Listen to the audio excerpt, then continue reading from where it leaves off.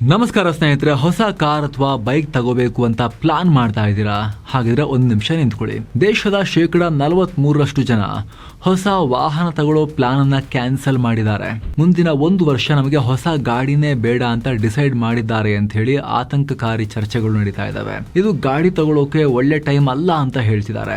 28,000 ಜನರ ಮೇಲೆ ಸರ್ವೆ ನಡೆಸಿ ಬಂದಿರೋ ರಿಪೋರ್ಟ್ ಹೇಳ್ತಿರೋ ಅಂಶ ಇದು. ಕಾರಣ ಏನ್ ಗೊತ್ತಾ? ದುಡ್ಡಿಲ್ಲ ಅಂತಲ್ಲ, ಎಥನಾಲ್ ಕನ್ಫ್ಯೂಷನ್. ಈಗಷ್ಟೇ ನಾವು ಬಿಡು E20 ಪೆಟ್ರೋಲ್ನಿಂದ ನಮ್ಮ ಗಾಡಿಗೇನು ಆಗಲ್ಲ, ಯಾಕಂದರೆ ಹೊಸ ಗಾಡಿ ಎಲ್ಲವೂ ಕೂಡ E20 ಕಂಪ್ಯಾಟಿಬಲ್ ಇದೆ ಅಂತ ಹೇಳಿ ಅಂದ್ಕೊಂಡು ಆರಾಮಾಗಿದ್ವಿ. ಆದರೆ ಅಷ್ಟರಲ್ಲೇ ಕೇಂದ್ರ ಸಚಿವರಿಂದಲೇ ಒಂದಾದ ಮೇಲೊಂದರಂತೆ ಎಥನಾಲ್ಗೆ ಸಂಬಂಧಪಟ್ಟಂತೆ ಬೇರೆ ಬೇರೆ ಪ್ರಮಾಣದ ಹೇಳಿಕೆಗಳು ಬಂತು. ಅದರಲ್ಲಿ ಒಂದೊಂದು ಲೈನ್ ಮಾತ್ರ ಹೆಡ್ಲೈನ್ ನೋಡಿ ಜನ ಕನ್ಫ್ಯೂಸ್ ಆಗಿದ್ದಾರೆ. E20 ಅಷ್ಟೇ ಅಲ್ಲ, E22, E27, E30, E85, E100 ಅಂದರೆ 100% ಎಥನಾಲ್ ಇರೋ ಪೆಟ್ರೋಲ್ ಕೂಡ ಅಥವಾ ಎಥನಾಲ್ನ ಪೂರ್ತಿ ಹಾಕೊಂಡು ಓಡಿಸೋ ರೀತಿಯ ಗಾಡಿಗಳು ಕೂಡ ಬರೋದ್ರ ಬಗ್ಗೆ ಚರ್ಚೆ ಶುರುವಾಗಿದೆ. ಇದು ನಮ್ಮ ದೇಶದ ಜನರಿಗೆ, ಕಾಮನ್ 2 ವೀಲರ್ 4 ವೀಲರ್ ಓನರ್ಸ್ ಹಾಗೂ ಹೊಸ ಗಾಡಿ ತಗೋಬೇಕು ಅಂದ್ಕೊಂಡಿರೋರನ್ನ ಕಂಪ್ಲೀಟ್ ಕನ್ಫ್ಯೂಸ್ ಮಾಡಿಬಿಟ್ಟಿದೆ. ಯಾಕಂದ್ರೆ ಮಾರ್ಕೆಟ್ನಲ್ಲಿ ಇವಾಗ ಸಿಗ್ತಿರೋ ಹೊಸ ಗಾಡಿಗಳು, ನಾವೀಗ ಓಡಿಸ್ತಾ ಇರೋ ಗಾಡಿಗಳು E20ಗೆ ಮಾತ್ರ ಸಪೋರ್ಟ್ ಮಾಡ್ತಾ ಇವೆ. ಅಂಥದ್ರಲ್ಲಿ ಈ ಹೊಸ ಎಥೆನಾಲ್ ಪೆಟ್ರೋಲ್ ಬಂದರೆ ನಮ್ಮ ಗಾಡಿಗಳ ಕಥೆ ಏನು ಅನ್ನೋ ಕಾರಣಕ್ಕೆ ಈಗ ಎಲ್ಲರ ತಲೆಯಲ್ಲಿರೋ ದೊಡ್ಡ ಪ್ರಶ್ನೆ ಏನು ಗೊತ್ತಾ? ಈಗ ನಾವು ಯಾವುದೇ ಹೊಸ ಕಾರ್ ಆಗಲಿ ಬೈಕ್ ಆಗಲಿ ತಗೋಬೇಕಾ ಅಥವಾ ಬೇಡವಾ ಅಂತ ಗೊಂದಲದಲ್ಲಿದ್ದಾರೆ. ಕೆಲವರು ಹಾಗಾದರೆ EV ತಗೊಳ್ಳೋಣ ಅಂತ ಯೋಚನೆ ಮಾಡ್ತಿದ್ದಾರೆ. ಅಯ್ಯೋ, EVಲೂ ಕೂಡ ಟೆಕ್ನಾಲಜಿ ತುಂಬ ಬೇಗ ಚೇಂಜ್ ಆಗ್ತಿದೆ, ಗಾಡಿಗಳೆಲ್ಲ ಹೆವಿ ಇದಾವೆ, ನೆಕ್ಸ್ಟ್ ಲೈಟ್ ವೇಟ್ ಆಗುತ್ತಂತೆ, ಆರಾಮಾಗಿ ಇನ್ನೂ ಜಾಸ್ತಿ ರೇಂಜ್ ಬರುತ್ತಂತೆ, ಫಾಸ್ಟ್ ಚಾರ್ಜಿಂಗ್ ಆಗುತ್ತಂತೆ. ಸೊ ಅದನ್ನು ಇವಾಗ ತಗೋಬೇಕಾ ಬೇಡವಾ ಅನ್ನೋ ಕನ್ಫ್ಯೂಷನ್ ಜನಕ್ಕೆ. ಎಲ್ಲವನ್ನು ಡೀಟೇಲ್ ಆಗಿ ಚರ್ಚೆ ಮಾಡ್ತಾ ಹೋಗೋಣ. ಸದ್ಯಕ್ಕೆ ಎಥನಾಲ್ ಬಗ್ಗೆ ನೋಡಿದ್ರೆ 3 ರೀತಿಯ ವಿಚಾರ ಸುದ್ದಿ ಆಗ್ತಾ ಇದೆ. ಮೊದಲನೇದು E20 ಮ್ಯಾಂಡೇಟ್ ಅಂದರೆ ಕಡ್ಡಾಯ ಅಂತ ಅರ್ಥ. ಈಗ ಮಾರ್ಕೆಟ್ನಲ್ಲಿ E10 ಪೆಟ್ರೋಲ್ ಸಿಗಲ್ಲ, ಯಾವ ಆಯಿಲ್ ಕಂಪನಿಯೂ ಅದನ್ನು ಮಾರೋ ಹಾಗಿಲ್ಲ. ಇಡೀ ಭಾರತದ 90,000ಕ್ಕೂ ಅಧಿಕ ಬಂಕ್ಗಳಲ್ಲಿ E20 ಪೆಟ್ರೋಲೇ ಈಗ ಸಿಗ್ತಾ ಇರೋದು. ನಿಮಗಿಷ್ಟ ಇದೆಯೋ ಇಲ್ವೋ ಅದೆಲ್ಲ ಮ್ಯಾಟರ್ ಆಗ್ತಾ ಇಲ್ಲ. ಇಲ್ಲಿ ಸಿಗೋ ಪೆಟ್ರೋಲೇ ಇಡೀ ದೇಶದಲ್ಲಿ ಎಲ್ಲ 140 ಕೋಟಿಗೂ ಅಧಿಕ ಜನಕ್ಕೆ ಅದೇ ಪೆಟ್ರೋಲ್ ಸಿಗ್ತಾ ಇರೋದು. ಅದಕ್ಕೆ ತಕ್ಕಂತೆ ಕಳೆದ ಕೆಲ ವರ್ಷಗಳಿಂದ ಬರ್ತಿರೋ ಎಲ್ಲ ಗಾಡಿಗಳು E20 ಕಂಪ್ಯಾಟಿಬಲ್ ಇವೆ. ಹಳೆ ಗಾಡಿಗಳು ಕೂಡ ಇದಾವಲ್ಲ, ಅವ್ರ ಕತೆ ಏನು? ಅದರಲ್ಲಿ E10 ಎಲ್ಲ ಇತ್ತು ಇನ್ನು ಹಿಂದೆ ಹೋದರೆ ಎಥೆನಾಲ್ ಕಂಪ್ಯಾಟಿಬಲ್ಲೇ ಇರಲಿಲ್ಲ. ಹಂಗೆ ನೋಡೋಕೆ ಹೋದರೆ ಸ್ಟ್ಯಾಂಡರ್ಡ್ಸಲ್ಲಿ. ಆದರೂ ಕೂಡ ಎಲ್ಲ ಗಾಡಿಗಳಿಗೂ E20 ಪೆಟ್ರೋಲ್ ಹೋಗ್ತಾ ಇದೆ, ಗಾಡಿಗಳು ಓಡ್ತಾ ಇದ್ದಾವೆ. ಕೆಲ ಕಡೆ ಅಲ್ಲಿ ಇಲ್ಲಿ ಸ್ವಲ್ಪ ಸೆನ್ಸಾರ್ ಇಶ್ಯೂ ಆಗಿ ಸರ್ವಿಸ್ ಸೆಂಟರ್ ತಗೊಂಡು ಹೋಗಿ ಗಾಡಿನ ಅಂತ ಹೇಳಿ ಇತ್ತೀಚಿನ ಹೊಸ latest connected car, software driven ಕಾರ್ಗಳಲ್ಲಿ ಮೆಸೇಜ್ ಎಲ್ಲ ಬಂದು ಕೆಲವರೆಲ್ಲ ಸರ್ವಿಸ್ ಸೆಂಟರ್ ವಿಸಿಟ್ ಮಾಡ್ಕೊಂಡು ಬಂದು ಸರಿ ಮಾಡಿಸ್ಕೊಂಡು ಬಂದಿದ್ದಾರೆ. ಆದರೆ ಹಳೆ ಗಾಡಿಗಳಲ್ಲಿ ಬಹಳ ಸಾಫ್ಟ್ವೇರು ಅವೆಲ್ಲ ಏನು ಜಾಸ್ತಿ ಇಲ್ಲ, ಅವು ಸ್ವಲ್ಪ ಪೆಟ್ರೋಲ್ ಟೇಸ್ಟ್ ಚೇಂಜ್ ಆಗಿದೆ ಅಂತ ಅಂದ್ಕೊಂಡು ಕುಡ್ಕೊಂಡು ಓಡ್ತಾ ಇದ್ದಾವೆ. ಸೊ ನೀವು ಕೇಳ್ಬೋದು, ಈಗ ಏನು ಡ್ಯಾಮೇಜ್ ಆಗಲ್ವಾ ಅಂತ. ಇದ್ರ ಬಗ್ಗೆ ಹಲವಾರು ರಿಪೋರ್ಟ್ಸಲ್ಲಿ ಹೇಳಿದ್ವಿ. ನೆಕ್ಸ್ಟ್ ಕೂಡ ಸ್ವಲ್ಪ ಎಕ್ಸ್ಪ್ಲೇನ್ ಮಾಡ್ತೀವಿ ಸ್ನೇಹಿತರೆ. ಎಥನಾಲ್ನ ಪ್ರಮಾಣ ಸಣ್ಣ ಪುಟ್ಟ ಪ್ರಮಾಣದಲ್ಲಿ ಆ ಕಡೆ ಆದರೆ ಇಮಿಡಿಯೇಟ್ಲಿ ಅಂತ ದೊಡ್ಡ ಗಂಡ ಅಂತ ಏನಾಗಲ್ಲ, ಗಾಡಿಗಳು ದೇಶದಲ್ಲಿ ಓಡ್ತಾ ಇದ್ದಾವೆ. ಆದರೆ ಲಾಂಗ್ ರನ್ನಲ್ಲಿ ವರ್ಷಗಳ ಕಾಲ ಓಡೋ ಟೈಮ್ನಲ್ಲಿ ಸಣ್ಣ ಪುಟ್ಟ ಇಶ್ಯೂಸ್ ಆಗಬಹುದು. ಅದೇನು ಅಂತ ನಿಮಗೆ ನೆಕ್ಸ್ಟ್ ನಾವು ಎಕ್ಸ್ಪ್ಲೇನ್ ಮಾಡ್ತೀವಿ ಪಾಸಿಬಿಲಿಟೀಸನ್ನು. ಇದು E20 ಅಲ್ಲಿಗೆ ಬಿಟ್ಬಿಡೋಣ ನಾವೀಗ. ಎರಡನೇ ವಿಚಾರ, E22ನಿಂದ E30 ಪೆಟ್ರೋಲ್. ಕಳೆದ ಮೇ 15ಕ್ಕೆ ಬ್ಯೂರೋ ಆಫ್ ಇಂಡಿಯನ್ ಸ್ಟ್ಯಾಂಡರ್ಡ್ಸ್ ಒಂದು ಹೊಸ ನೋಟಿಫಿಕೇಶನ್ ಹೊರಡಿಸಿದೆ. ಇದರ ಅಡಿಯಲ್ಲಿ ಮಾರುಕಟ್ಟೆಗೆ E22, E25, E27 ಮತ್ತು E30 ಪೆಟ್ರೋಲ್ ತರೋದಕ್ಕೆ ಅಫಿಷಿಯಲ್ ಆಗಿ ಕ್ಲಿಯರೆನ್ಸ್ ಸಿಕ್ಕಿದೆ. ಇದಕ್ಕೆ ಸರ್ಕಾರ ಈಗ ಒಂದು ಮೆಷರಿಂಗ್ ಸ್ಟ್ಯಾಂಡರ್ಡ್ಸ್ ಅನ್ನ ಫಿಕ್ಸ್ ಮಾಡಿದೆ. ಇದನ್ನು IS 19850/2026 ಅಂತ ಕರೀತಾ ಇದ್ದಾರೆ. ಇದರಲ್ಲಿ ಎಷ್ಟು ಎಥನಾಲ್ ಇರಬೇಕು, ಅದರ ಕ್ವಾಲಿಟಿ ಹೇಗಿರಬೇಕು ಅಂತ ರೂಲ್ಸ್ ಮಾಡಿದ್ದಾರೆ. ಯಾಕೆ ಗೊತ್ತಾ? ಮುಂದಿನ ದಿನಗಳಲ್ಲಿ ಇದನ್ನು ಮಾರ್ಕೆಟ್ಗೆ ತರೋ ಪ್ಲಾನ್ ನಡೀತಾ ಇದೆ. ಅಷ್ಟೇ ಅಲ್ಲ, ಈ ಪೆಟ್ರೋಲ್ ತಯಾರಿಸೋ ಕಂಪನಿಗಳಿಗೆ ಟ್ಯಾಕ್ಸ್ ವಿನಾಯಿತಿ ಕೂಡ ಕೊಡ್ತಾ ಇದ್ದಾರೆ. ಇಲ್ಲಿ 3ನೇ ವಿಚಾರ, E100 ಪೆಟ್ರೋಲ್ ಅಂದರೆ 100% ಪ್ಯೂರ್ ಎಥೆನಾಲ್. ಜೂನ್ 13ಕ್ಕೆ ಸಚಿವ ನಿತಿನ್ ಗಡ್ಕರಿ ಅವರು ಇದನ್ನು ಲೀಗಲ್ ಮಾಡಿದ್ದೀವಿ ಅಂತ ಹೇಳಿದ್ದಾರೆ. ಲೀಗಲ್ ಮಾಡೋದು ಅಂತ ಹೇಳಿದ್ರೆ ಎಲ್ರಿಗೂ ಕಡ್ಡಾಯ ಅಂತಲ್ಲ. ಇನ್ನು ಮುಂದೆ ಕಾರ್ ಕಂಪನಿಗಳು ಬರೀ 100% ಎಥೆನಾಲ್ ಮೇಲೆ ಓಡೋ ಫ್ಲೆಕ್ಸ್ ಫ್ಯೂಲ್ ಗಾಡಿಗಳನ್ನು ತಯಾರಿಸಿ ಮಾರಾಟ ಮಾಡಬಹುದು. ಅದಕ್ಕೆ ಸರ್ಕಾರ ಗ್ರೀನ್ ಸಿಗ್ನಲ್ ಕೊಟ್ಟಿದೆ ಅಷ್ಟೇ. ಸೊ ಇದಿಷ್ಟು 3 ವಿಚಾರಗಳು, 3 ಸುದ್ದಿ. E20, ಆಮೇಲೆ 23 to 30, ಆಮೇಲೆ 85, E100 ಈ ಥರದ್ದೆಲ್ಲ. ಇದರಲ್ಲಿ E20 ಬಗ್ಗೆ ಆಲ್ರೆಡಿ ನಾವು ನಿಮಗೆ ಕ್ಲಾರಿಟಿ ಕೊಟ್ವಿ ಅಂತ ತಲೆ ಕೆಡಿಸ್ಕೊಳ್ಳೋದೇನಿಲ್ಲ. ಆಲ್ರೆಡಿ ಇಡೀ ದೇಶ E20ಯಲ್ಲೇ ಗಾಡಿ ಓಡಿಸ್ತಿರೋದು, ಗಾಡಿಗಳು ಓಡ್ತಾ ಇದ್ದಾವೆ. E10, E20 ಕಂಪ್ಯಾಟಿಬಲ್ ಇರೋ ಗಾಡಿಗಳು ಕೂಡ, ಅಥವಾ ಎಥೆನಾಲ್ ಬರೋಕ್ಕಿಂತ ಮುಂಚೆ ಇದ್ದ ಗಾಡಿಗಳು ಕೂಡ, ತುಂಬ ಓಲ್ಡ್ ಗಾಡಿಗಳು ಕೂಡ E20 ಪೆಟ್ರೋಲ್ನಲ್ಲಿ ಓಡ್ತಾ ಇದ್ದಾವೆ ಈಗ. ಸೊ E20 ವಿಚಾರವನ್ನು ಸದ್ಯಕ್ಕೆ ಬಿಟ್ಬಿಡಿ. ನೆಕ್ಸ್ಟ್ E85 E100 ಬಗ್ಗೆನೂ ಟೆನ್ಷನ್ ಬೇಡ, ಯಾಕಂದ್ರೆ ಅದಕ್ಕೆ ಸಪರೇಟ್ ಪೆಟ್ರೋಲ್ ಪಂಪ್ ಇಡ್ತಾರೆ. ಅದನ್ನು ಕೂಡ ಡೀಟೇಲ್ ಆಗಿ ನಾವು ವಿಡಿಯೋದಲ್ಲಿ ಹೇಳಿದಿವಿ. ಅದು ನಿಮಗೆ ಹೋದಾಗ ಅದಕ್ಕೆ ಪೆಟ್ರೋಲ್ ಬಂಕ್ ಇರುತ್ತೆ, ಅಥವಾ ನಾರ್ಮಲ್ ಪೆಟ್ರೋಲ್ ಬಂಕಲ್ಲೂ ಕೂಡ ಮಾರಿದ್ರೆ ಸಪರೇಟ್ ಅದಕ್ಕೊಂದು ಸಪರೇಟ್ ನಿಮಗೆ ಗನ್ ಇಟ್ಕೊಂಡು ಸಪರೇಟ್ ಆಗಿ ಈಗ ಪವರ್ ಪೆಟ್ರೋಲ್, ನಾರ್ಮಲ್ ಪೆಟ್ರೋಲ್ ಅಂತ ಮಾಡ್ತಾರೆ. ಹಾಗೆ E85 100 ಪೆಟ್ರೋಲ್ಗೂ ಕೂಡ ಸಪರೇಟ್ ಸಿಸ್ಟಮ್ ಇರುತ್ತೆ. ಆದರೆ ನಿಜವಾದ ಕನ್ಫ್ಯೂಷನ್ ಜನಕ್ಕಿರೋದು ಎರಡನೇ ಪಾಯಿಂಟ್ ನಲ್ಲಿ. E22 ನಿಂದ E30 ತನಕ ಬೇರೆ ಬೇರೆ ತರದ ಪೆಟ್ರೋಲ್ ಬಗ್ಗೆ ಹೇಳ್ತಿದಾರಲ್ಲ, ಬೇರೆ ಬೇರೆ ಪ್ರಮಾಣದ ಮಿಕ್ಸಿಂಗ್ ಬಗ್ಗೆ. ನಿಮ್ಮ ಹತ್ರ ಇರೋ E10 ಅಥವಾ E20 ಕಂಪ್ಯಾಟಿಬಲ್ ವಾಹನಕ್ಕೆ ಈ E23 ಇಂದ E30 ತನಕ ಬೇರೆ ಬೇರೆ ಪ್ರಮಾಣದಲ್ಲಿ ಮಿಕ್ಸ್ಚರ್ ಆಗಿರೋ ಫ್ಯೂಲ್ ಹಾಕಿದ್ರೆ ಏನಾಗುತ್ತೆ, ಮೈಲೇಜ್ ಏನಾಗುತ್ತೆ? ಯಾಕಂದ್ರೆ ಇಲ್ಲಿ ಮುಖ್ಯವಾಗಿ 3 ದೊಡ್ಡ ಪ್ರಾಬ್ಲಮ್ಸ್ ಇವೆ. ಮೊದಲನೇದು, ಎಥೆನಾಲ್ ಅನ್ನೋದು ಹೈಗ್ರೋಸ್ಕೋಪಿಕ್ ಕೆಮಿಕಲ್, ಅಂದರೆ ಗಾಳಿಯಲ್ಲಿರೋ ತೇವಾಂಶವನ್ನು ತನ್ನ ಕಡೆಗೆ ಎಳ್ಕೊಳ್ಳುತ್ತೆ. ಇದರಿಂದ ಸಹಜವಾಗಿ ಗಾಡಿಯ ಪೆಟ್ರೋಲ್ ಟ್ಯಾಂಕ್ ಒಳಗಡೆಯಿಂದಲೇ ತುಕ್ಕು ಹಿಡಿಯೋಕೆ ಶುರುವಾಗೋ ಆತಂಕ ಇದೆ. ಎರಡನೇದು, ಪಾರ್ಟ್ಸ್ ಡ್ಯಾಮೇಜ್. ಹಳೆ ಗಾಡಿಗಳಲ್ಲಿರೋ ನ್ಯಾಚುರಲ್ ರಬ್ಬರ್, PVC ಪೈಪ್ಗಳು, ಗ್ಯಾಸ್ಕೆಟ್ಸ್ ಈ ಎಥೆನಾಲ್ ತಗುಲಿದ ತಕ್ಷಣ ಕರಗೋಕೆ ಶುರುವಾಗ್ಬೋದು, ಇಲ್ಲಾಂದರೆ ಗಟ್ಟಿ ಆಗ್ಬೋದು. ಇದರಿಂದ ಫ್ಯೂಲ್ ಲೀಕ್ ಆಗೋ ಚಾನ್ಸಸ್ ಕೂಡ ಇರುತ್ತೆ. ಮೂರನೇದು, engine pickup drop. Ethanol engine ಒಳಗಿರೋ ಹಳೆ ಕಸವನ್ನೆಲ್ಲ ಕರಗಿಸ್ಬಿಡುತ್ತೆ. ಆ ಕಸ ಬಂದು ನೇರವಾಗಿ ಫ್ಯೂಲ್ ಫಿಲ್ಟರ್ ಅನ್ನ ಮುಚ್ಚಿಬಿಡೋ ಆತಂಕ ಇರುತ್ತೆ. ಆಲ್ರೆಡಿ ಎಷ್ಟೋ ವಾಹನ ಮಾಲೀಕರು, ರಿಪೇರಿ ಮಾಡೋ ಮೆಕ್ಯಾನಿಕ್ಗಳು ಕೂಡ ಪೆಟ್ರೋಲ್ ಪಂಪ್ ಹಾಳಾಗ್ತಾ ಇದೆ, ಗಾಡೀಲಿ ಪಿಕಪ್ ಬರ್ತಿಲ್ಲ ಅಂತ ಕಂಪ್ಲೇಂಟ್ ಮಾಡ್ತಿದ್ದಾರೆ. ಇದು ನಾವು ಹೇಳ್ತಿರೋದಲ್ಲ, ಲೋಕಲ್ ಸರ್ಕಲ್ಸ್ ಅನ್ನೋ ಸಂಸ್ಥೆ ಮಾಡಿರೋ ಸರ್ವೆ ಪ್ರಕಾರ E10 ಗಾಡಿಗಳಿಗೆ E20 ಪೆಟ್ರೋಲ್ ಹಾಕಿದ್ಮೇಲೆ 50% ಜನ ಮೈಲೇಜ್ ಡ್ರಾಪ್ ಆಗಿದೆ ಅಂತ ಹೇಳಿದ್ದಾರೆ. ಹಾಗೆ ಪ್ರತಿ 10 ಜನರಲ್ಲಿ 3 ಗಾಡಿ ರಿಪೇರಿಗೆ ಬರ್ತಾ ಇದೆ ಅಂತ ಹೇಳಿ ಕಂಪ್ಲೇಂಟ್ ಮಾಡಿದ್ದಾರೆ. ಸ್ನೇಹಿತರೆ, ಸರ್ವೆನಲ್ಲಿ ಜನರ ಹತ್ರ ಕೇಳಿದ್ದಾರೆ, ಅವರು ಹೇಳಿದ್ದಾರೆ ನಿಜಕ್ಕೂ ಕೂಡ ಫ್ಯೂಲಿಂದನೇ ಹಾಳಾಯ್ತಾ ಅಥವಾ ಅವ್ರ ಗಾಡಿಗೆ ಬರ್ತಿರೋ ನಾರ್ಮಲ್ ಸಮಸ್ಯೆಗಳನ್ನೆಲ್ಲ ಅವರು ರೆಗ್ಯುಲರ್ ಸರ್ವಿಸ್ನೆಲ್ಲ ಅವರು ಫ್ಯೂಲ್ ಮೇಲೆ ಹಾಕ್ತಿದಾರಾ, ಅದು ರಿಸರ್ಚ್ ಆಗಬೇಕು. ಆದರೆ ಇಶ್ಯೂ ಅಂತೂ ಇದ್ದೇ ಇದೆ. 1 ಲೀಟರ್ ಪ್ಯೂರ್ ಪೆಟ್ರೋಲ್ನಲ್ಲಿ 32 ಮೆಗಾ ಜೌಲ್ ಎನರ್ಜಿ ಇರುತ್ತೆ. ಆದರೆ ಎಥೆನಾಲ್ನಲ್ಲಿ ಸ್ವಲ್ಪ ಕಮ್ಮಿ ಎನರ್ಜಿ ಇರುತ್ತೆ, ಜಸ್ಟ್ 21.1 ಮೆಗಾ ಜೌಲ್. ಅದರ ಅರ್ಥ ಏನು? ಜಾಸ್ತಿ ಪವರ್ ಜನರೇಟ್ ಮಾಡಬೇಕು, ಪಿಕಪ್ ಜನರೇಟ್ ಮಾಡಬೇಕು ಅಂದರೆ ಜಾಸ್ತಿ ಇಂಧನವನ್ನು ಸುಡಬೇಕಾಗತ್ತೆ. ಆವಾಗ ಮೈಲೇಜ್ ಕೂಡ ಸ್ವಲ್ಪ ಡ್ರಾಪ್ ಆಗುತ್ತೆ, 3-7% ಡ್ರಾಪ್ ಆಗುತ್ತೆ ಅಂತ ಹೇಳ್ತಿದ್ದಾರೆ. ಯಾವಾಗ E20ಯಲ್ಲೇನೆ. ಫ್ಯೂಚರ್ನಲ್ಲಿ E30 ಬಂದರೆ ಇನ್ನೂ ಜಾಸ್ತಿ ಡ್ರಾಪ್ ಆಗಬಹುದು. ಇಷ್ಟೆಲ್ಲ ಪ್ರಾಬ್ಲಮ್ ಇದೆಯಲ್ಲ, ನಾಳೆ ದಿನ ಬಂಕ್ಗಳಲ್ಲಿ ಹಳೆ ಗಾಡಿಗಳಿಗೆ ಸಪರೇಟ್ ಪಂಪ್ ಇಡ್ತಾರ? ಹಾಗಾದ್ರೆ ಸದ್ಯಕ್ಕೆ ನಮ್ಮಲ್ಲಿ ಆ ಥರದ್ದು ಏನೂ ಕ್ಲಾರಿಟಿ ಇಲ್ಲ. ಜರ್ಮನಿಯಲ್ಲಿ E5ಗೂ ಬೇರೆ ಪಂಪ್ ಇದೆ, E10ಗೂ ಸಪರೇಟ್ ಪಂಪ್ಸ್ ಇವೆ. ಆದರೆ ನಾವು ಆ ಎಲ್ಲ ಬ್ಲೆಂಡಿಂಗ್ ಸ್ಟೇಜ್ ದಾಟಿ E20ಗೆ ಬಂದರೂ ಕೂಡ ಇದುವರೆಗೂ pure petrol E5, E10, E20 ಅಂತ ಎಲ್ಲೂ ಸಪರೇಟ್ ಮಾರ್ಕ್ ಆಗಿ ನಿಮಗೆ ಪೆಟ್ರೋಲ್ ಕೊಡ್ತಾ ಇಲ್ಲ. ದೇಶದ ಎಲ್ಲ ಗ್ರಾಹಕರು ಈಗ ಅವ್ರದ್ದು 100% ಪೆಟ್ರೋಲ್ ಇದ್ರೂ ಕೂಡ ಅಥವಾ E10, E20 ಇದ್ರೂ ಕೂಡ ಎಲ್ಲರೂ E20 ಪೆಟ್ರೋಲ್ನೇ ಈಗ ಹಾಕಿಸ್ತಿರೋದು. ಇದಕ್ಕೆ ಸಂಬಂಧಪಟ್ಟಂತೆ ಕೋರ್ಟ್ಗೆ ಗ್ರಾಹಕರೊಬ್ಬರು ಅರ್ಜಿ ಹಾಕಿದ್ರು, ಇದೇನು ಸರಿ ಇಲ್ಲ ಇದು ಅಂತ. ಕೋರ್ಟ್ ಆ ಅರ್ಜಿಯನ್ನೇ ಪುರಸ್ಕರಿಸಲಿಲ್ಲ. ಏನು ಮಾಡೋಕ್ಕಾಗಲ್ಲ, ಇದು ದೇಶದ ವಿಚಾರ ಅಂತ ಹೇಳಿ. ಹೀಗಾಗಿ ತುಂಬಾ ಜನರಿಗಿರೋ ಆತಂಕ ಏನು ಅಂದರೆ, ಇದೇ ಥರ ಹಂತ ಹಂತವಾಗಿ E30 ಕೂಡ ಹೆಂಗೂ E20 ಓಡಿಸ್ತಿದ್ದೀರಲ್ಲ, ಇನ್ನೊಂದು 10% ಜಾಸ್ತಿ ಮಾಡೋಣ, E30 ಕೂಡ ಅದೇ ಗಾಡಿ ಹಾಕೊಂಡು ಓಡಿಸ್ರಿ ಏನಾಗಲ್ಲ ಅಂಥೇಳಿ ಅದನ್ನು ಮ್ಯಾಂಡೇಟ್ ಜಾರಿ ಮಾಡೋ ಸಾಧ್ಯತೆ ಹೆಚ್ಚಾಗಿ ಕಾಣಿಸ್ತಾ ಇದೆ. ಏನು ಸ್ನೇಹಿತರೆ, ಮುಂದುವರಿಯೋ ಮುನ್ನ ಒಂದು ಸಣ್ಣ ರಿಕ್ವೆಸ್ಟ್ ನಿಮ್ಮ ಹತ್ರ. ವಿಡಿಯೋ ಕೆಳಗಿರೋ ಜಾಯಿನ್ ಬಟನ್ ಮೂಲಕ ಆಸಕ್ತ ವೀಕ್ಷಕರು ಮಸ್ಮಗ ಚಾನಲ್ಗೆ ಮೆಂಬರ್ಸ್ ಆಗಿ ಸೇರ್ಬೋದು. ಎಲ್ಲ ಮೆಂಬರ್ ಓನ್ಲಿ ವಿಡಿಯೋಸನ್ನು ಕೂಡ ನೋಡೋಕೆ ಶುರು ಮಾಡ್ಬೋದು. ಎಲ್ಲಕ್ಕಿಂತ ಹೆಚ್ಚಾಗಿ ಸ್ನೇಹಿತರೆ, ಈ ರೀತಿಯ ಮಾಹಿತಿ ನಿಮಗೆ ತಲುಪಿಸ್ತಿರೋ ನಮ್ಮ ಚಾನಲ್ಗೆ ನೀವು ಬೆಂಬಲ ಕೊಟ್ಟ ಹಾಗೂ ಕೂಡ ಆಗುತ್ತೆ. ವಿಡಿಯೋ ಕೆಳಗಡೆ ಜಾಯಿನ್ ಅಂತ ಬಟನ್ ಇದೆ, ಕ್ಲಿಕ್ ಮಾಡೋ ಮೂಲಕ ಎಲ್ಲ ಡೀಟೇಲ್ಸ್ ನೀವು ಅಲ್ಲಿ ಚೆಕ್ ಮಾಡ್ಬೋದು. ಆಸಕ್ತರು ಮಿಸ್ ಇಲ್ಲದೆ ನೋಡಿ. ಬನ್ನೀಗ ವರದಿಯಲ್ಲಿ ಕಂಟಿನ್ಯೂ ಮಾಡೋಣ. ಡಬಲ್ ಮೈಲೇಜ್, ಅರ್ಧ ತೂಕ, ಬದಲಾಗುತ್ತಾ ಎಲೆಕ್ಟ್ರಿಕ್ ವಾಹನಗಳ ಭವಿಷ್ಯ. ಎಸ್ ಸ್ನೇಹಿತರೆ, ಆಯ್ತು ಪೆಟ್ರೋಲ್ ಕಾಟ ಕಿರಿಕಿರಿನೇ ಬೇಡ, ನಾವು EV ತಗೊಂಡ್ಬಿಡ್ತೀವಿ ಅಂತ ಹೊರಟ್ರೆ ಅಲ್ಲಿ ರಿಸರ್ಚ್ ಮಾಡೋಕೆ ಶುರು ಮಾಡಿದ್ಮೇಲೆ ಇಲ್ಲಿ ಇಷ್ಟೊಂದು ವಿಚಾರ ಇದೆಯಾ ಅಂತ ಗೊತ್ತಾಗುತ್ತೆ. ಅದು ಬ್ಯಾಟ್ರಿ ತೂಕ. ಈಗ ಬಳಸ್ತಿರೋ ಕಾರ್ಗಳಲ್ಲಿ LFP, ಲಿಥಿಯಂ ಐರನ್ ಫಾಸ್ಫೇಟ್ ಅಥವಾ NMC, nickel manganese cobalt battery ಪ್ಯಾಕ್ಗಳಿದ್ದಾವೆ. ಸರಾಸರಿ 400-500 kg ತೂಕ ಇರ್ತವೆ. ಎಲೆಕ್ಟ್ರಿಕ್ ಸ್ಕೂಟರ್ಗಳಿಗೆ ಬಂದರೆ NMC ಬ್ಯಾಟ್ರಿಗಳು 10-15 kg ಇದ್ರೆ LFP ಬ್ಯಾಟ್ರಿಗಳು 15-25 kg ವರೆಗೆ ತೂಕ ಇದ್ದಾವೆ. ಮಾಮೂಲಿ ಕಾರು ಒಂದು ಚಿಕ್ಕದು, ಒಂದು ಹ್ಯಾಚ್ ಪ್ಯಾಕು 800-900 kg ಅಥವಾ 1000 kg ಇದ್ರೆ ಹೆಚ್ಚು ಅಂತ ಹೇಳಿದ್ರೆ, ಈ ಸಡನ್ ಆಗಿ ಎಲೆಕ್ಟ್ರಿಕ್ ಆದ ತಕ್ಷಣ ಸೀದಾ 1600 kg, 1700 kg, 2000 kg ಹಿಂಗೆ ತೂಕ ಬರ್ತಾ ಇದೆ. ಆಗ ಬ್ಯಾಟ್ರಿಲಿರೋ ಅರ್ಧಕ್ಕರ್ಧ ತಾಕತ್ತು ಅದ್ರ ತನ್ನನ್ನು ತಾನು ಹೊತ್ಕೊಂಡು ಹೋಗೋಕೆ ಖರ್ಚಾಗ್ತಾ ಇದೆ, ಕರೆಂಟ್ ವೇಸ್ಟ್ ಆಗ್ತಿದೆ. ಜೊತೆಗೆ ತೂಕ ಜಾಸ್ತಿ ಆಗೋದ್ರಿಂದ ರೋಲಿಂಗ್ ರೆಸಿಸ್ಟೆನ್ಸ್ ಜಾಸ್ತಿ ಆಗುತ್ತೆ. ಚಕ್ರ ಮತ್ತು ರಸ್ತೆ ನಡುವಿನ ಘರ್ಷಣೆ ಹೆಚ್ಚಾಗುತ್ತೆ. ಟೈರ್ಗಳು ಕೂಡ ಸಪರೇಟ್ EV ಟೈರ್ಸ್ ಅಂತ ಬೇಕು, ಕಾಸ್ಟ್ಲಿ ಬೇರೆ, ಡಬಲ್ ರೇಟ್ ಅವುಗಳಿಗೆ ಮಾಮೂಲಿ ಟೈರ್ಗಿಂತ. ಅವು ಬೇಗ ಕಿತ್ಕೊಂಡು ಕೂಡ ಹೋಗ್ತವೆ. ಸರ್ವಿಸಲ್ಲೆಲ್ಲ ಕಾಸ್ಟ್ ಉಳಿಯುತ್ತೆ, ಫ್ಯೂಲಲ್ಲೂ ಉಳಿಯುತ್ತೆ. ಓವರಾಲ್ ಟೈರ್ದು ಕನ್ಸಿಡರ್ ಮಾಡಿದ್ರು ಸೇವಿಂಗ್ಸ್ ಆಗುತ್ತೆ ನಿಜ, ಆದರೆ ಟೈರ್ ಬೇಗ ಸೌದು ಹೋಗ್ತಾ ಇದೆ. ಹಾಗಾಗಿ ಸ್ನೇಹಿತರೆ, ರೈಟ್ ನಾವು ಈಗಿರೋ ಟೆಕ್ನಾಲಜಿಯಲ್ಲಿ ಬ್ಯಾಟ್ರಿ ದೊಡ್ಡದು ಮಾಡ್ತಾ ಹೋಗೋದು ಅಷ್ಟು ದೊಡ್ಡ ಸೊಲ್ಯೂಷನ್ ಅಲ್ಲ. ಯಾಕಂದರೆ ಅಷ್ಟೇ ಗಾಡಿಯ ತೂಕ ಕೂಡ ಜಾಸ್ತಿ ಆಗ್ತಾ ಹೋಗುತ್ತೆ.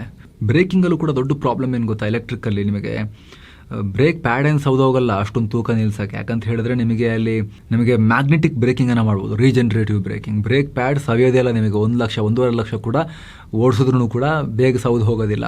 ರೀಜನರೇಟಿವ್ ಬ್ರೇಕಿಂಗನ್ನು ಜಾಸ್ತಿ ಯೂಸ್ ಮಾಡೋರಿಗೆ ಎಲೆಕ್ಟ್ರಿಕಲ್ಲಿ. ಆದರೆ ಪ್ರಾಬ್ಲಮ್ ಏನು ಅಂದರೆ, ಗಾಡಿ ಏನೋ ಚಕ್ರ ತಿರ್ಗೋದು ನಿಲ್ಲಿಸ್ಬೋದು ನೀವು, ಆದರೆ ಅಷ್ಟೊಂದು ತೂಕದ ವಾಹನ 1000 kg ಇರೋದ್ರ ಬದಲಿಗೆ 2000 kg ತೂಗ್ತಾ ಇತ್ತು ಒಂದು ವಾಹನ ಅಂತ ಹೇಳಿದ್ರೆ ಸೇಮ್ ಸೈಜಲ್ಲಿ, ಅದು ಸಡನ್ನಾಗಿ ರಸ್ತೆಯಲ್ಲಿ ಹೋಗ್ಬೇಕಾದ್ರೆ ಅಲ್ಲಿ ಐಸ್ ಇತ್ತು ಅಥವಾ ಮರಳಿತ್ತು, ಕಲ್ಲಿನ ಚೂರುಗಳಿದ್ವು ಅಂತ ಹೇಳಿದ್ರೆ ನಿಂತ್ಕೊಳ್ತಾ ಗಾಡಿ. ಟೈರ್ ತಿರ್ಗೋದು ನಿಂತಿದೆ ಕರೆಕ್ಟ್, ಓಕೆ, ಗಾಡಿ ವೆಯ್ಟ್ ನಿಂತ್ಕೊಳ್ತದ, ಎಸ್ಪೆಷಲಿ ಡೌನಲ್ಲೆಲ್ಲ, ಅಥವಾ ಫಾಸ್ಟ್ ಹೋಗಿ ಬ್ರೇಕ್ ಹೊಡೆದ್ರೆ ಉರುಡ್ಕೊಂಡು ಜಾರ್ಕೊಂಡು ಸ್ಕಿಡ್ಡಾಗಿ ಹೋಗಿ ಪಲ್ಟಿ ಹೊಡೆಯೋ ಅಪಾಯ ಇರುತ್ತೆ. ಅಷ್ಟೊಂದು ತೂಕ. ಸಣ್ಣ ಜಾಗದಲ್ಲಿ ತೂಕದ ಕಾನ್ಸಂಟ್ರೇಷನ್ ಜಾಸ್ತಿ ಆಗ್ತಾ ಹೋದಾಗೂ ಕೂಡ ಆ ರಿಸ್ಕ್ ಇದ್ದೇ ಇರುತ್ತಲ್ವ, ಅದು ಆ ಚಾಲೆಂಜ್ ಇದೆ ಸದ್ಯದ ಇವಿಗಳಲ್ಲಿ. ಹಾಗಾಗಿ ಸ್ನೇಹಿತರೆ, ಬ್ಯಾಟ್ರಿ ತೂಕ ಕಮ್ಮಿ ಆಗಬೇಕು, ಆದರೆ ಅದರಲ್ಲಿ ಕರೆಂಟ್ ಹಿಡಿದಿಡೋ ಅಂದರೆ ವಿದ್ಯುತ್ತನ್ನು, ಎನರ್ಜಿಯನ್ನು ಹಿಡಿದಿಡೋ ಸಾಮರ್ಥ್ಯ ಜಾಸ್ತಿ ಆಗ್ತಾ ಹೋಗಬೇಕು. ಆವಾಗ ಇವಿಗಳ ಗೇಮ್ ಚೇಂಜ್ ಆಗುತ್ತೆ. ಅದು ಆಗ್ತಾ ಇದೆ. 2-3 ವರ್ಷಗಳಲ್ಲಿ 2028-29 ಹೊತ್ತಿಗೆ ಸಾಲಿಡ್ ಸ್ಟೇಟ್ ಬ್ಯಾಟ್ರಿ ಟೆಕ್ನಾಲಜಿ ಮಾರ್ಕೆಟ್ಗೆ ಬರೋ ನಿರೀಕ್ಷೆ ಇದೆ. ಏನು ವ್ಯತ್ಯಾಸ? ಇವಾಗಿನ ಬ್ಯಾಟ್ರಿಗಳಲ್ಲಿ ಲಿಕ್ವಿಡ್ ಎಲೆಕ್ಟ್ರೋಲೈಟ್ಸ್ ಬಳಸ್ತಾರೆ, ಆದರೆ ಸಾಲಿಡ್ ಸ್ಟೇಟ್ ಬ್ಯಾಟ್ರಿಗಳಲ್ಲಿ ಘನರೂಪದ ವಸ್ತು ಇರುತ್ತೆ. ಇದರಿಂದ ಎನರ್ಜಿ ಡೆನ್ಸಿಟಿ ಡಬಲ್ ಆಗುತ್ತೆ, ಅಂದರೆ ಬ್ಯಾಟ್ರಿ ತೂಕ ಅರ್ಧದಷ್ಟು ಕಮ್ಮಿ ಆಗುತ್ತೆ ಮತ್ತು ವಾಹನದ ರೇಂಜ್ ದುಪ್ಪಟ್ಟಾಗುತ್ತೆ. ಈ ಹೊಸ ಬ್ಯಾಟ್ರಿಗಳನ್ನು ಒಮ್ಮೆ ಚಾರ್ಜ್ ಮಾಡಿದ್ರೆ ಸುಮಾರು 1000 ಕಿಲೋಮೀಟರ್ ಓಡೋ ಸಾಮರ್ಥ್ಯ ಹೊಂದಿರ್ತವೆ. ಜೊತೆಗೆ ಸಾಲಿಡ್ ಸ್ಟೇಟ್ ಬ್ಯಾಟ್ರಿಗಳಲ್ಲಿ ಫೈರ್ನ ರಿಸ್ಕ್ ಕೂಡ ತುಂಬ ಕಮ್ಮಿ. ಇದರಲ್ಲಿ ಹೈ ಎನರ್ಜಿ ಮೂವ್ಮೆಂಟ್ಸ್ ಇರೋದ್ರಿಂದ ಬರೀ 10-15 ನಿಮಿಷದಲ್ಲಿ ಫಾಸ್ಟ್ ಚಾರ್ಜ್ ಮಾಡೋ ಆಪ್ಷನ್ ಕೂಡ ಕೊಡ್ಬೋದು. ಹಾಗಾಗಿ ಜನ ಈಗ ದುಬಾರಿ ಇವಿಗಳನ್ನು ತಗೊಳ್ಳೋದಕ್ಕಿಂತ ವೆಯ್ಟ್ ಮಾಡ್ತಿದ್ದಾರೆ. ಆ ವಿಚಾರದಲ್ಲೂ ಕೂಡ ಕಾದು ನೋಡೋ ತಂತ್ರಕ್ಕೆ ಮೊರೆ ಹೋಗ್ತಿದ್ದಾರೆ. ತಗೊಂಡ್ರೂ ಕೂಡ 8-10 ಲಕ್ಷದ್ದು ಅದೊಂದು ಕಪ್ಪೆ ಥರದೊಂದು ಬರುತ್ತಲ್ಲ, ಆ ಥರದ ಕಾರು ಅಥವಾ ಸಣ್ಣ ಪುಟ್ಟದ್ದು ಯಾವ್ದಾದ್ರು ಕಾರನ್ನು ತಗೊಂಡ, ಒಂದು ತುಂಬ ಡೈಲಿ ಹೈ ರನ್ನಿಂಗ್ ಇದೆ ನಮ್ಮದು ಅನ್ನೋರಿಗೆ ದೂರ ಏನು ತೊಗೊಳೋಕ್ಕಾಗಲ್ವಲ್ಲ, ಚಿಕ್ಕದು ಬ್ಯಾಟ್ರಿ ಪ್ಯಾಕ್ ಚಿಕ್ಕದಿದ್ರೆ. ಆದರೆ ಸಿಟಿಲಿ ತುಂಬ ಡೈಲಿ 50 ಕಿಲೋಮೀಟರ್ 100 ಕಿಲೋಮೀಟರ್ ಓಡಿಸೋಕ್ಕಿದೆ ಅನ್ನೋರು ಚಿಕ್ಕ ಇವಿಗಳಿಗೆ ಮೊರೆ ಹೋಗ್ತಿದ್ದಾರೆ. ಬಿಗ್ ಇವಿ ಪರ್ಚೇಸಸನ್ನು ಅವರು ಕೂಡ ಮುಂದಕ್ಕೆ ಹಾಕ್ತಿದ್ದಾರೆ. 3-4 ವರ್ಷದಲ್ಲಿ ಸಾಲಿಡ್ ಸ್ಟೇಟ್ ಬ್ಯಾಟ್ರಿ ಬರಲಿ, ಆಮೇಲೆ ನೋಡೋಣ ಅಂಥೇಳಿ. 3-4 ವರ್ಷ ಯೂಸ್ ಮಾಡೋಣ ಬಿಡ್ರಿ ಅಂತ ತಗೊಂಡ್ರೂ ಕೂಡ ಹೊಸ ಟೆಕ್ನಾಲಜಿ ಬಂದಾಗ ಈ ಓಲ್ಡ್ ಟೆಕ್ನಾಲಜಿದು ರೀಸೇಲ್ ವ್ಯಾಲ್ಯೂ ಇರುತ್ತಾ, ಸೆಕೆಂಡ್ ಹ್ಯಾಂಡ್ ವ್ಯಾಲ್ಯೂ ಕೂಡ ಪಾತಾಳಕ್ಕೆ ಬಿದ್ದು ಹೋಗೋ ಆತಂಕದಲ್ಲಿ ಇವಿ ಬಯರ್ಸ್ ಕೂಡ ಥಿಂಕ್ ಮಾಡ್ತಾ ಇದ್ದಾರೆ.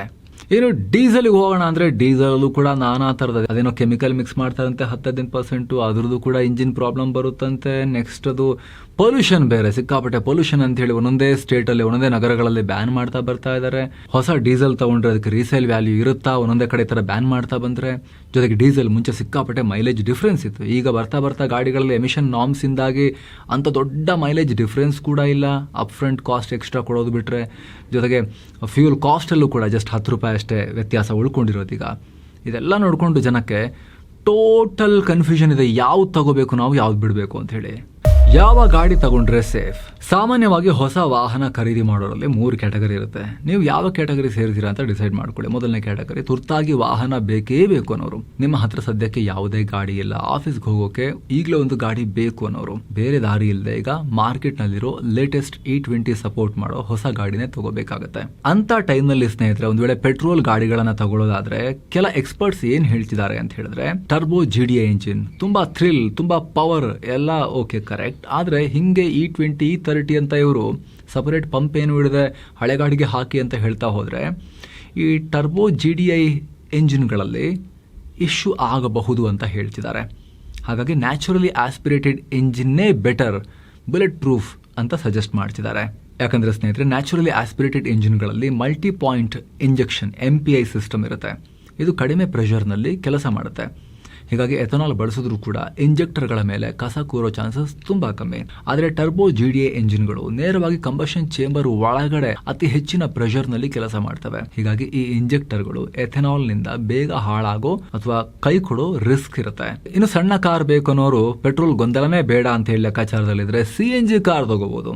ನಿಮ್ಮ ಮನೆಯಲ್ಲೇ ಸ್ವಂತ ಚಾರ್ಜಿಂಗ್ ಪಾಯಿಂಟ್ ಇಡೋಕೆ ಜಾಗ ಇದ್ರೆ ಸ್ಮಾಲ್ ಇವಿಗಳ ಕಡೆಗೆ ಮುಖ ಮಾಡ್ತಿದ್ದಾರೆ ತುಂಬಾ ಜನ. ಡೈಲಿ ಅಪ್ ಅಂಡ್ ಡೌನ್ಗೆ, ಡೈಲಿ ಒಂದು 100, 150, 200 ಕಿಲೋಮೀಟರ್ ಮ್ಯಾಕ್ಸಿಮಮ್ ಡೈಲಿ ನನಗಿದೆ ಅಂತ ಹೇಳಿದ್ರೆ ಅಂಥವರು ಕೂಡ ಸ್ಮಾಲ್ EVಗಳ ಕಡೆಗೆ ಮುಖ ಮಾಡ್ತಿದ್ದಾರೆ. ಇನ್ನು ಡೀಸೆಲ್ ವಿಚಾರಕ್ಕೆ ಸಂಬಂಧಪಟ್ಟಂತೆ ಆವಾಗಲೇ ಹೇಳಿದ್ವಿ, ಅಲ್ಲೂ ಕೂಡ ಎಥೆನಾಲ್ ಮಿಕ್ಸ್ ಮಾಡಿಲ್ಲ ಅಂದ್ರೂ ಕೂಡ ಬೇರೆ ಮಿಕ್ಸಿಂಗ್ ಎಲ್ಲ ಆಗ್ತಾ ಇದೆ. ಬಯೋ ಡೀಸೆಲ್ ಒಂದು 5% ತನಕ ಮಿಕ್ಸ್ ಮಾಡ್ತಿದ್ದಾರೆ. ಹಾಗೆ ಐಸೋಬ್ಯುಟನಾಲ್ ಅಂತ ಹೇಳಿ ಒಂದು ಮಾಲಿಕ್ಯೂಲ್ನ ಮಿಕ್ಸ್ ಮಾಡಿ ಅಂತಲೂ ಸರ್ಕಾರ ಹೇಳ್ತಾ ಇದೆ. ಆದರೆ ಪೆಟ್ರೋಲ್ನಷ್ಟು ಗಾಡಿ ನಿಂತ್ಕೊಳ್ಳೋದು, ಸ್ಟಾಲ್ ಆಗೋದು ಅಥವಾ ಇಂಜಿನಿಗೆ ಡ್ಯಾಮೇಜ್ ಮಾಡೋದೆಲ್ಲ ಮಾಡಲ್ಲ ಇದು. ಐಸೋಬ್ಯುಟನಾಲ್ ಆಕ್ಚುಲಿ ಫ್ರೆಂಡ್ಲಿ ಮಾಲಿಕ್ಯೂಲ್ ಅದು, ಅದರಿಂದ ಪರ್ಫಾರ್ಮೆನ್ಸ್ಗೆ ಅಂಥದ್ದೇನು ಪ್ರಾಬ್ಲಮ್ ಆಗಲ್ಲ. ಆದರೆ ಸ್ನೇಹಿತರೆ ಪ್ರಾಬ್ಲಮ್ ಏನು ಅಂದರೆ ಪೊಲ್ಯೂಷನ್ದು. ಒಂದೊಂದೇ ಕಡೆ ಬ್ಯಾನ್ ಮಾಡ್ತಿದ್ದಾರೆ ಇದನ್ನ, ಹುಷಾರು. ರೀಸೇಲ್ ವ್ಯಾಲ್ಯೂ ಕಮ್ಮಿ ಆಗ್ತಾ ಹೋಗ್ಬೋದು ಮುಂದಿನ ದಿನಗಳಲ್ಲಿ. ಜೊತೆಗೆ ದೇಶಕ್ಕೂ ಕೂಡ 2070 ಒಳಗಡೆ ನೆಟ್ ಝೀರೋ ಕಾರ್ಬನ್ ಎಮಿಷನ್ ನ ಗೋಲ್ ಇರೋದ್ರಿಂದ ಸೊ ಡೀಸೆಲ್ಗೆ ತುಂಬಾ ಲಾಂಗ್ ಭವಿಷ್ಯ ಇದೆ ಅಂತಾನೂ ಅನಿಸ್ತಾ ಇಲ್ಲ. ಜೊತೆಗೆ DPF ವಿಚಾರ, ಡೀಸೆಲ್ ಪಾರ್ಟಿಕ್ಯುಲೇಟ್ ಫಿಲ್ಟರ್ ಅನ್ನೋ ಒಂದು ಹಾರ್ಡ್ವೇರ್ ಅನ್ನ ಕೂಡ ಈಗ ಪೊಲ್ಯೂಷನ್ ಕಾರಣದಿಂದಾಗಿ ಗಾಡಿಲಿ ಹಾಕಲೇಬೇಕು ಅನ್ನೋ ರೂಲ್ಸ್ ಇದೆ. ಅದು ಹಾಕಿದಾಗ ಏನಾಗುತ್ತೆ, ಸಿಟಿಲಿ ತುಂಬಾ ಓಡಿಸೋಕಿರೋರಿಗೆ ಪ್ರಾಬ್ಲಮ್ ಇದು. ಅದು ಎಲ್ಲ ಕಟ್ಕೊಂಡ್ಬಿಡುತ್ತೆ. ಅದನ್ನು ಹೈವೇಲಿ ತೊಗೊಂಡೋಗಿ ಚೆನ್ನಾಗಿ ಉಜ್ಜಬೇಕು ಗಾಡಿನ, ಅಂದರೆ ಅಗ್ರೆಸಿವ್ ಆಗಿ ಓಡಿಸ್ಬೇಕು. ಆವಾಗಲೇ ಅದು ಆಟೋಮೆಟಿಕಲಿ ಕ್ಲಿಯರ್ ಆಗೋದು. ಸ್ಟಾಪ್ ಆ್ಯಂಡ್ ಗೋ ಟ್ರಾಫಿಕಲ್ಲಿ ಅದು ಬೇಗ ಮುಚ್ಕೊಂಡು ಕ್ಲಾಗ್ ಆಗಿ ಕಟ್ಕೊಳ್ಳೋ ಚಾನ್ಸಸ್ ಇರುತ್ತೆ ಫಿಲ್ಟರ್. ಜೊತೆಗೆ ಡೀಸೆಲ್ ಗಾಡಿ ತಗೋಬೇಕು ಅಂದ್ರೂ ಕೂಡ ಜಾಸ್ತಿ ಆಪ್ಷನ್ಸ್ ಇಲ್ಲ. ಮಾರುತಿ ಸುಜುಕಿ ಸೇರಿ ತುಂಬ ಮ್ಯಾನುಫ್ಯಾಕ್ಚರರ್ಸ್ ಈಗ ಡೀಸೆಲನ್ನು ಕಂಪ್ಲೀಟ್ಲಿ ಸ್ಟಾಪೇ ಮಾಡಿಬಿಟ್ಟಿದ್ದಾರೆ. ಕೆಲವರು ಕೊಟ್ಟರು ಕೂಡ ಸಣ್ಣ ಪುಟ್ಟ ಗಾಡೀಲಿ ಕೊಡ್ತಾ ಇಲ್ಲ, ಬಿಗ್ SUVsಲ್ಲಿ ಮಾತ್ರ ಕೊಡ್ತಿದ್ದಾರೆ. ಸ್ಟ್ರಿಕ್ಟ್ ಆಗ್ತಿದೆ ರೂಲ್ಸ್ ಬರ್ತಾ ಡೀಸೆಲ್ನಲ್ಲಿ. ಇಷ್ಟು ಅಂಕ ಹೇಳಿದ್ದು ಸ್ನೇಹಿತರೆ, ಗಾಡಿ ಇಲ್ಲವೇ ಇಲ್ಲ ಬಟ್ ತಗೊಳ್ಳೇಬೇಕು ಅನ್ನೋ ಸಿಚುವೇಶನಲ್ಲಿ ಇರೋರಿಗೆ. ಎರಡನೇ ಕ್ಯಾಟಗರಿ ಬಗ್ಗೆ ನಾವು ನೋಡಿದ್ರೆ ಸ್ನೇಹಿತರೆ, ಇವ್ರ ಹತ್ರ ಆಲ್ರೆಡಿ ಗಾಡಿ ಇರುತ್ತೆ ಅಥವಾ ಸ್ವಲ್ಪ ಬೇರೆ ಮಾಡೆಲ್ ಅಥವಾ ಸ್ವಲ್ಪ ಹೈ ಎಂಡ್ ಗಾಡಿಗೆ ಅಪ್ಗ್ರೇಡ್ ಮಾಡಬೇಕು ಅಂತ ಯೋಚನೆ ಮಾಡ್ತಿರೋರು. ಇಂಥವರು ನಿಮ್ಮ ನಿರ್ಧಾರವನ್ನ ಕನಿಷ್ಠ 1.5 ಇಂದ 3 ವರ್ಷಗಳ ಕಾಲ ಮುಂದೂಡಿದ್ರೆ ಉತ್ತಮ ಅಂತ ತಜ್ಞರು ಹೇಳ್ತಾ ಇದ್ದಾರೆ. ಯಾಕಂದ್ರೆ ಅಷ್ಟರ ಒಳಗಡೆ ಎಥೆನಾಲ್ ಬಗ್ಗೆ ಕಂಪ್ಲೀಟ್ ಕ್ಲಾರಿಟಿನೂ ಸಿಗುತ್ತೆ, ಎಥೆನಾಲ್ ಮಿಕ್ಸಿಂಗ್ ಮತ್ತು ಅದರ ಪರಿಣಾಮಗಳ ಬಗ್ಗೆ. ಫ್ಲೆಕ್ಸ್ ಫ್ಯೂಲ್ ವಾಹನಗಳು ಕೂಡ ಆಲ್ರೆಡಿ ಬರೋಕ್ ಶುರುವಾಗಿ ಹೋಗಿವೆ. ಈ ಫ್ಲೆಕ್ಸ್ ಫ್ಯೂಲ್ ವಾಹನಗಳಲ್ಲಿ ಎಷ್ಟೇ ಎಥೆನಾಲ್ ಬೇಕಾದ್ರೂ ಹಾಕಬಹುದು, ಅದೇನು ಕರಗಬಾರ್ದು ಒಳಗಡೆ ಏನು ಕೂಡ. ಆ ಥರದೇ ಪಾರ್ಟ್ಸ್ ಅನ್ನ ಡಿಸೈನ್ ಮಾಡಿ ಹಾಕೋಕ್ ಶುರು ಮಾಡಿದ್ದಾರೆ. ಅದು ಜಾಸ್ತಿ ಅಂತ ಗಾಡಿಗಳು ಬರ್ತಾ ಇದಾವೆ ಈಗ. ಆಲ್ರೆಡಿ ಮಾರುತಿ ಸುಜುಕಿ ಅವ್ರದ್ದು ಗಾಡಿ ಬಂದಾಗಿದೆ, ಹೀರೋದವ್ರದ್ದು ಬೈಕ್ ಕೂಡ ಬಂದಾಗಿದೆ, ನೆಕ್ಸ್ಟ್ ಜಾಸ್ತಿ ಬರ್ತವೆ. E20 ಇಂದ E100 ಹಾಕಿದ್ರು ಏನೂ ಆಗಲ್ಲ ಅದಕ್ಕೆ. ಇನ್ನು ಮೂರನೇ ಕ್ಯಾಟಗರಿ ಅಂದರೆ ಹೊಸ ಗಾಡಿ ಬೇಕು, ಆದರೆ ಬಜೆಟ್ ಸ್ವಲ್ಪ ಥಿಂಕ್ ಮಾಡ್ತಿರೋರು. ಎಥನಾಲ್ ರೂಲ್ಸ್ ಎಲ್ಲ ಚೇಂಜ್ ಆಗಿಬಿಟ್ಟು ನನ್ನ ಲಕ್ಷಾಂತರ ರೂಪಾಯಿ ದುಡ್ಡು ಹೋಗ್ಬಿಟ್ರೆ ಇಂಜಿನಿಗೇನು ಆಗಬಾರ್ದು, ನನಗೆ ಇಂಜಿನ್ ಹೆಂಗಿದೆಯೋ ಹಂಗೇ ಇರಬೇಕು, ಚೂರು ಗಾಡಿಗೆ ಏನೂ ಆಗಬಾರ್ದು ಅನ್ನೋ ತುಂಬ ಕಾನ್ಷಿಯಸ್ ಇರೋರಿಗೆ ಸೆಕೆಂಡ್ ಹ್ಯಾಂಡ್ ಮಾರ್ಕೆಟೇ ಬೆಸ್ಟ್ ಅಂತ ಕಾಣುತ್ತೆ ಸದ್ಯಕ್ಕೆ. ಗಾಡಿ ತಗೊಳ್ಳೇಬೇಕು, ನನ್ನ ಗಾಡಿ ಏನೂ ಆಗಬಾರ್ದು, ಪೆಟ್ರೋಲ್ ಗಾಡಿನೇ ತಗೊಳ್ಬೇಕು ಅನ್ನೋ ಸಿಚುವೇಶನ್ ಇದೆ ಅಂತ ಹೇಳಿದ್ರೆ ಒಂದು ಒಳ್ಳೆ ಕಂಡೀಷನ್ ಅಲ್ಲಿರೋ E20 ಪೆಟ್ರೋಲ್ ವಾಹನವನ್ನು ತಗೊಳ್ಳೋದು ಅವರಿಗೆ ಉತ್ತಮ ಆಯ್ಕೆ. ಯಾಕಂದರೆ ಮೊದಲ 2-3 ವರ್ಷಗಳ ಡಿಪ್ರಿಸಿಯೇಷನ್ ಜಾಸ್ತಿ ಇರುತ್ತೆ, 15% ಫಸ್ಟ್ 2 ಇಯರ್ಸ್, ಆಮೇಲೆ 10% ಅಂತ ಹೇಳಿದ್ರು ಕೂಡ. ಯಾಕಂದರೆ ನೀವು ಚೆಕ್ ಮಾಡ್ಕೊಂಡು ತಗೊಳ್ಳಿ, 2023 ನಂತರ ಬರ್ತಿರೋ ಎಲ್ಲ ಕಾರ್ಗಳು ಅದು E20 ಇರುವಂಥ ಕಾರ್ಗಳೇ ಬರ್ತಾ ಇದ್ದಾವೆ ಭಾರತ್ ಸ್ಟೇಜ್ 6 ಫೇಸ್ 2ನಲ್ಲಿ. ಹಾಗಾಗಿ E20 ನಿಮಗೆ ಫ್ಯೂಲ್ ಈಗ ಸದ್ಯದಲ್ಲಿ ಇರೋದ್ರಿಂದ ಮುಂದಿನ ಕೆಲ ವರ್ಷಗಳ ಕಾಲ ಅವೈಲೇಬಲ್ ಇದ್ದೇ ಇರುತ್ತೆ. ಹೈಯರ್ ಎಥನಾಲ್ ಬ್ಲೆಂಡಿಂಗ್ ಬಂದರೂ ಕೂಡ ನಿಮಗೆ E20 ಅಂತೂ ಅವೈಲೇಬಲ್ ಇದ್ದೇ ಇರುತ್ತೆ ಪ್ರತ್ಯೇಕವಾಗಿ ಅನ್ನೋ ಹೋಪ್ಸ್ ಇದೆ. ಹಾಗಾಗಿ ಸೆಕೆಂಡ್ ಹ್ಯಾಂಡ್ ತಗೊಳ್ಳೋರು ಆ ರೀತಿ ಯೋಚನೆ ಮಾಡ್ಬೋದು. ಪ್ಲ್ಯಾಟ್ಫಾರ್ಮ್ಸಲ್ಲಿ ಅಲ್ಲಿ ಇಲ್ಲಿ ಆ್ಯಪ್ಗಳಲ್ಲೆಲ್ಲ ಸ್ವಲ್ಪ ಜಾಸ್ತಿ ಇರುತ್ತೆ ನಿಮಗೆ. ಅವ್ರು ತಗೊಂಡು ಇನ್ಶೂರೆನ್ಸ್ ಮಾಡಿಸ್ತೀವಿ, ಆಸ್ತಿ ಟ್ರಾನ್ಸ್ಫರ್ ಮಾಡ್ತೀವಿ ಅಂತ ಸ್ವಲ್ಪ ಜಾಸ್ತಿ ಚಾರ್ಜ್ ಮಾಡ್ತಾರೆ. ನೀವು ಫ್ರೆಂಡ್ಸ್ ಆ್ಯಂಡ್ ಫ್ಯಾಮಿಲಿಲಿ ಅಲ್ಲಿ ಇಲ್ಲಿ ಸರ್ಕಲಲ್ಲಿ ಬೈ ಮಾಡ್ತೀರಿ ಅಂತ ಹೇಳಿದ್ರೆ ಸ್ವಲ್ಪ ನಿಮಗೆ ಗುಡ್ ಡೀಲ್ ಸಿಗೋ ಚಾನ್ಸಸ್ ಇರುತ್ತೆ. ಆ ರೀತಿ ತಗೊಂಡು 2-3 ವರ್ಷ ಆರಾಮಾಗಿ ಬಳಸ್ಕೊಂಡು ಆಮೇಲೆ ಎಲ್ಲ ಕ್ಲಾರಿಟಿ ಸಿಕ್ಕಿದ ಮೇಲೆ ಇದ್ರ ಬಗ್ಗೆ ಅಪ್ಗ್ರೇಡ್ ಮಾಡೋದ್ರ ಬಗ್ಗೆ ಥಿಂಕ್ ಮಾಡ್ಬೋದು ಅಂತವರು ತುಂಬ ಕಾನ್ಷಿಯಸ್ ಇರೋ ಬಯರ್ಸ್. ಒಟ್ಟಿನಲ್ಲಿ ಸ್ನೇಹಿತರೆ ಒಂದು ಅರ್ಥ ಆಯ್ತು ನಿಮಗೆ, ನಮ್ಮ ಆಟೋಮೊಬೈಲ್ ಇಂಡಸ್ಟ್ರಿ ದೊಡ್ಡ ಟ್ರಾನ್ಸಿಷನ್ ಫೇಸ್ನಲ್ಲಿದೆ. ಪೆಟ್ರೋಲಿಂದ ಎಥೆನಾಲ್ಗೆ ಟೆಕ್ನಾಲಜಿ ಫಾಸ್ಟ್ ಆಗಿ ಶಿಫ್ಟ್ ಆಗ್ತಿದೆ. EV ಬ್ಯಾಟ್ರಿಯಲ್ಲೂ ದೊಡ್ಡ ಸುಧಾರಣೆ ಆಗ್ತಿದೆ. ಇಂಥ ಟೈಮ್ನಲ್ಲಿ ಕಣ್ಮುಚ್ಕೊಂಡು ಲಕ್ಷಾಂತರ ರೂಪಾಯಿ ಹೂಡಿಕೆ ಮಾಡೋಕ್ಕಿಂತ ಮುಂಚೆ ಕರೆಕ್ಟಾಗಿ ನಿಮ್ಮ ರಿಸರ್ಚನ್ನು ನೀವು ಮಾಡಿ. ಈ ವಿಡಿಯೋದಲ್ಲಿ ಫೈನಲ್ ನಿಮಗೆ ಏನನ್ನಿಸ್ತು? ಸದ್ಯಕ್ಕೆ ಗ್ಯಾಸಿಂದ ಓಡೋ ಗಾಡಿಗೆ ಅಂಥ ದೊಡ್ಡ ಹೆಡ್ಡೇಕ್ ಏನಿಲ್ಲ, ಆದರೆ ಅದರದ್ದೇ ಆದ ಸಮಸ್ಯೆ ಇರುತ್ತೆ. ಬೂಟ್ ಸ್ಪೇಸ್ ಕಮ್ಮಿ ಇರುತ್ತೆ, ಅಲ್ಲಿ ಡಿಕ್ಕಿಲ್ಲ, ಅದೊಂದು ದೊಡ್ಡ ಸಿಲಿಂಡರ್ಗಳು ಕೂತ್ಕೊಂಡಿರ್ತವೆ. ಜೊತೆಗೆ ಪೆಟ್ರೋಲ್, ಡೀಸೆಲ್, ಎಲೆಕ್ಟ್ರಿಕ್ ಥರ ಅಷ್ಟೊಂದು ಜೋರ್ ಪಿಕಪ್ ಎಲ್ಲ ಇರಲ್ಲ. ಸ್ವಲ್ಪ ಸ್ಮೂತಾಗಿ ಓಡಿಸೋರಿಗೆ ಅವರಿಗೆಲ್ಲ ಓಕೆ ಅದು. ಜೊತೆಗೆ ಫ್ಯೂಲ್ ಖರ್ಚು ಕೂಡ ಗ್ಯಾಸಲ್ಲಿ ಕಮ್ಮಿ. ಎಲೆಕ್ಟ್ರಿಕ್ ತಗೊಳ್ಳೋರು ಸ್ಮಾಲ್ ಎಲೆಕ್ಟ್ರಿಕ್ಸನ್ನು ತಗೋಬೋದು, ಅಂಥ ದೊಡ್ಡ ಡಿಫ್ರೆನ್ಸ್ ಏನದು ಮಾಡೋದಿಲ್ಲ. 8 ರಿಂದ 10-12 ಲಕ್ಷದ ಒಳಗಡೆನೆ ಚಿಕ್ಕದೊಂದು ಪುಟಾಣಿ ಎಲೆಕ್ಟ್ರಿಕ್ ಕಾರ್ ತಗೊಂಡ್ರೆ, ಅಥವಾ 1 ಲಕ್ಷದ ಒಳಗೇನೆ ಅಥವಾ ಅದರ ಆಸುಪಾಸಲ್ಲಿ ಒಂದು ಸಣ್ಣ ಎಲೆಕ್ಟ್ರಿಕ್ ಬೈಕನ್ನು ತಗೊಂಡ್ರೆ ಅಂಥ ದೊಡ್ಡ ವ್ಯತ್ಯಾಸ ಏನು ನಿಮ್ಗೆ 2-3 ವರ್ಷದಲ್ಲಿ ಆಗಲ್ಲ. 30, 40, 50, 60 ಲಕ್ಷದ ಬಿಗ್ ಎಲೆಕ್ಟ್ರಿಕ್ ಕಾರ್ ಇರೋರು ಮಾತ್ರ ಸ್ವಲ್ಪ ಥಿಂಕ್ ಮಾಡಬೇಕಾಗತ್ತೆ. ಉಳಿದಂತೆ ಪೆಟ್ರೋಲ್ ಡೀಸೆಲ್ನವರು ಕೂಡ ಏನೇನು ಮಾಡ್ಬೋದು ಅಂತ ನಾವು ಡಿಸ್ಕಸ್ ಮಾಡಿದ್ವಿ. ನಿಮ್ಮ ಒಪಿನಿಯನ್ ಏನು? ನಿಮಗೇನು ಅನಿಸುತ್ತೆ ಸ್ನೇಹಿತರೆ? ನೀವು ಥಿಂಕ್ ಮಾಡಿದ್ದೀರಾ ಇದ್ರ ಬಗ್ಗೆ? ನಿಮ್ಮ ಇನ್ಪುಟ್ಸ್ ಕೂಡ ದಯವಿಟ್ಟು ಕಾಮೆಂಟ್ ಮಾಡಿ ತಿಳಿಸಿ. ಹಾಗೆ ಈ ವರದಿಯನ್ನು ಕ್ಲಾರಿಟಿ ಕೊಡೋಕೆ ಎಷ್ಟಾಗುತ್ತೆ ಅಷ್ಟು ಜನಕ್ಕೆ ನೀವು ಶೇರ್ ಮಾಡಿ ಸ್ನೇಹಿತರೆ. ರಿಕ್ವೆಸ್ಟ್ ನಿಮ್ಮಲ್ಲಿ. Thank you so much. ಸ್ನೇಹಿತರೆ, ಕಡೆದಾಗಿ ಒಂದು ರಿಕ್ವೆಸ್ಟ್ ಇದೆ ನಿಮ್ಮ ಹತ್ರ. ವಿಡಿಯೋ ಕೆಳಗಿರೋ ಜಾಯಿನ್ ಬಟನ್ ಮೂಲಕ ಆಸಕ್ತ ವೀಕ್ಷಕರು ನಮ್ಮ ಚಾನಲ್ಗೆ ಮೆಂಬರ್ಸ್ ಆಗಿ ಜಾಯಿನ್ ಆಗ್ಬೋದು. ಎಲ್ಲ ಮೆಂಬರ್ಗಳಿಗೋಸ್ಕರ ಮಾತ್ರ ಮೀಸಲಾಗಿರೋ ವೀಡಿಯೋಸನ್ನು ಕೂಡ ನೋಡೋಕೆ ಶುರು ಮಾಡ್ಬೋದು. ಮತ್ತೆ ಭೇಟಿ ಆಗ್ತಿರೋಣ. ನಮಸ್ಕಾರ.